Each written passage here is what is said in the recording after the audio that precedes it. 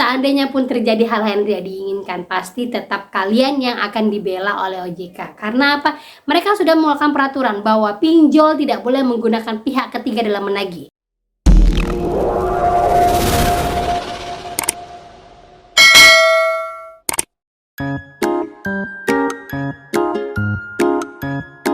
Halo, assalamualaikum warahmatullahi wabarakatuh. Apa kabar teman-teman semuanya? Semoga semua dalam keadaan sehat walafiat ya.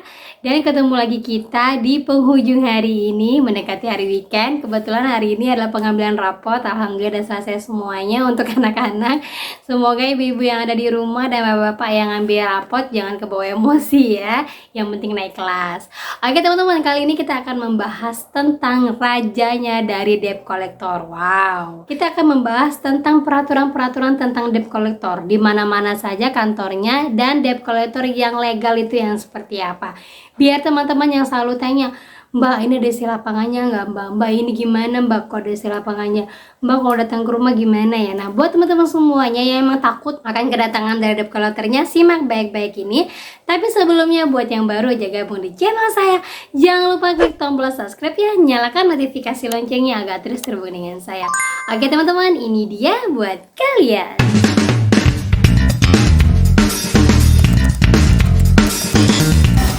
Oke teman-teman, kali ini kita akan membahas tentang debt collector. Nah, siapakah raja jalanan atau raja dari para debt collector yang paling banyak digunakan oleh para pinjol-pinjol? Wow, terutama untuk daerah Jabodetabek ya teman-teman ya. Karena kenapa dibilang paling banyak debt collectornya daerah Jabodetabek? Karena yang paling besar kantor debt collectornya itu ada daerah Jabodetabek. Buat teman-teman semuanya, sebelumnya harus tahu juga ya. Jadi kalau ada yang mengatakan bahwa pinjol-pinjol atau perusahaan-perusahaan perbankan ataupun yang berkaitan dengan finansial itu akan menggunakan jasa debt collector sebagai pihak ketiga. Walaupun sebenarnya ya pihak debt collector ini lebih diperuntukkan untuk perbankan. Karena apa? Kalau di perbankan itu mereka lebih banyak berhutang dengan menggunakan jaminan. Tapi kalau pinjol, nah menurut OJK sendiri ya yang seperti ini, di pinjol itu sejak tahun 2021 OJK sudah wanti-wanti pinjol dilarang menggunakan pihak ketiga. Kalaupun ada pihak ketiga, wajib memberikan informasi tentang pihak ketiganya itu kepada OJK. Jadi buat kalian semua ya teman-teman ya, kalau ada pernyataan bahwa kita dari pihak ketiga, kalau dari pihak ketiganya datang ke rumah kalian, baru kalian bisa tanyakan legalitasnya. Nah, seorang debt collector itu harus bersertifikasi, harus sudah ada. Yang kedua KTP-nya, ketiga surat tugasnya, surat uang prestasinya, dan surat fidusianya. Itu fidusianya hanya digunakan untuk perbankan ya teman-teman ya. Kalau pinjol tidak ada fidusia. Tidak boleh menarik harta, tidak boleh menarik barang, karena kita tidak menjaminkan barang, kita menjaminkan KTP. Jadi yang bisa menarik barang itu adalah kalau dari dijaminkan barang-barangnya baru boleh ditarik barang-barangnya.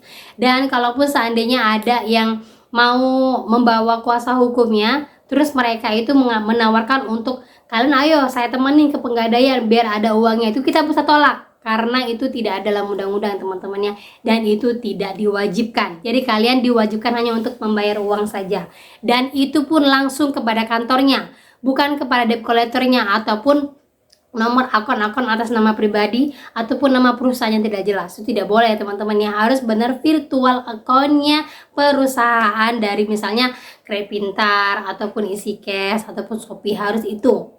Gitu ya teman-teman ya.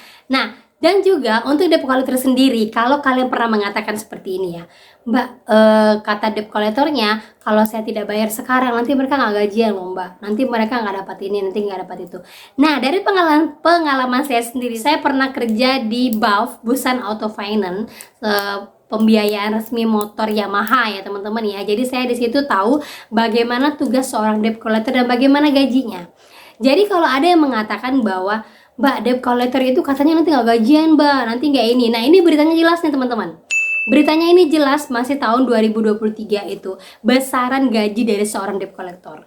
Itu gaji debt collector sendiri karena dia tugasnya adalah untuk menagih, bekerja di lapangan, itu gajinya lebih besar. Kalaupun tidak lebih besar, dia sama rata UMK ataupun UMR. Jadi yang sering dia tagih kepada kalian itu, jika dia mendapatkan targetnya, kalian membayarkannya, pada akhir tahun nanti dia akan dapat bonus. Itu Itu saja. Makanya kalau bisa, kalau kalian memang nggak punya uang dan merasa Mbak kasihan lah Mbak, dia nggak dapat gaji, itu nggak mungkin, karena dia bekerja pasti tanda tangan kontrak dikasih tahu gajinya berapa. Yang tidak didapatkan dia hanya bonusnya saja, bonus tahunan ya teman-teman ya, itu saja yang tidak didapatkannya dia. Nah, dan juga untuk debt collector, perusahaan debt collector yang terkenal itu ada 3, rajanya ada 1. Yang pertama adalah perusahaan, ini dia tidak dikasih tahu ya, dia tidak kasih tahu perusahaan panjangnya apa, hanya inisialnya aja. Yang pertama itu adalah PT DSI dan PT MJI. Itu berletak di Surabaya, di daerah Sukomanunggal. Nah, itu mengenangani 36 pinjol, teman-teman. Salah satunya adalah rupiah cepat. Katanya rupiah cepat menyangkal bahwa dia menggunakan DSI untuk menagih kepada kalian. Dan sebagai rajanya bernomisili di Jakarta, dan dia juga mengutarakan siapa mereka, itu adalah PT Panglima Arudam Jaya. Nah, itu adalah rajanya debt collector. Dia menampung banyak dari orang-orang luar seperti daerah NTT, timur-timur sana, yang wajahnya sengaja disangar-sangarkan, padahal hatinya nggak sangar kok teman-teman. Wajahnya aja ini sangar-sangarkan untuk menakut-nakutin. Kita yang galbay. Nah, jadi buat kalian semua ya teman-teman ya, OJK sendiri itu sudah melarang menggunakan pihak ketiga. Walaupun pada kenyataannya di lapangan masih banyak pihak ketiga yang dikeluarkan sama pinjolnya. Jadi buat kalian untuk debt collector sendiri jangan takut teman-teman. Karena apa? Itu sudah ada pelarangan dari OJK. Kalau sudah ada pelarangan, artinya kalian sebagai nasabah itu dilindungi. Apalagi kalau debt collectornya itu dikeluarkan dari pihak ketiga. Seandainya pun terjadi hal-hal yang tidak diinginkan, pasti tetap kalian yang akan dibela oleh OJK. Karena apa?